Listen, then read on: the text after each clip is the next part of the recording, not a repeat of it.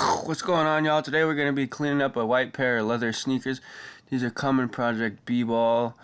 I already did the first one here, but compared to the second one that hasn't been done, they're not in the worst shape ever, but they can be made to look a lot better, especially on the midsoles. So compare the toe box, how this first one that I already did isn't that wrinkly, and this one is wrinkly. We're going to be needing to get some creases out and really clean them up. Luckily it's not that hard, and you can use this technique on a lot of other types of shoes, Air Force Ones or whatever you have that's wrinkly, and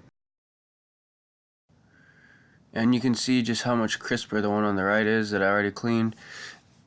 And look at those wrinkles and those creases on the toe box especially. You're basically going to be softening the leather and then stuffing them so that they reshape. So first you're going to want to take the laces off so you can really clean them up.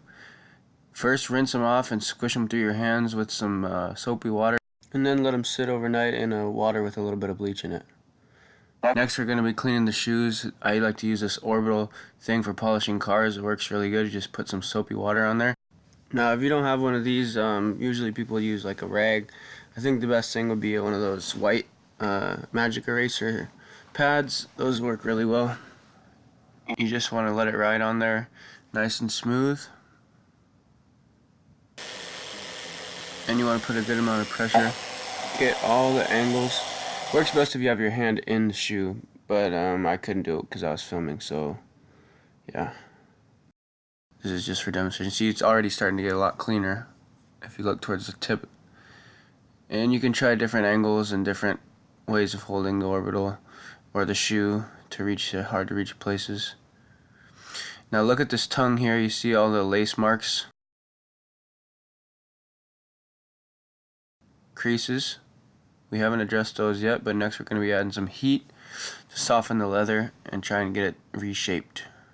You can really see with the shadow how bad the creases are. So we're going to stuff it with a moist rag to kind of give it a shape and fill up the shoe. And then I'm going to put a little bit of wetness onto the leather, and then I'm using my heat gun to address those creases. Don't leave the heat in the same spot for too long.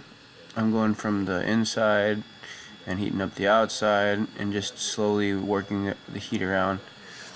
But you don't want to burn the leather. You can see they're already coming out a lot better. Just make sure that rag is stuffed in there while you're doing it so it can kind of take shape.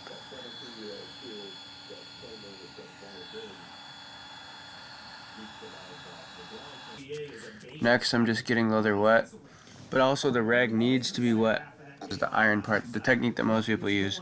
I tried a combo of both the heat gun and the iron, and it turned out pretty well, but most people just use the iron. You just want to make sure that you're not going directly on the shoe and it's not staying in the same place long. As you can see, they got pretty crisp and not that many creases. It's not perfect, but it's probably 80%, 90% as good as a brand new pair of shoes.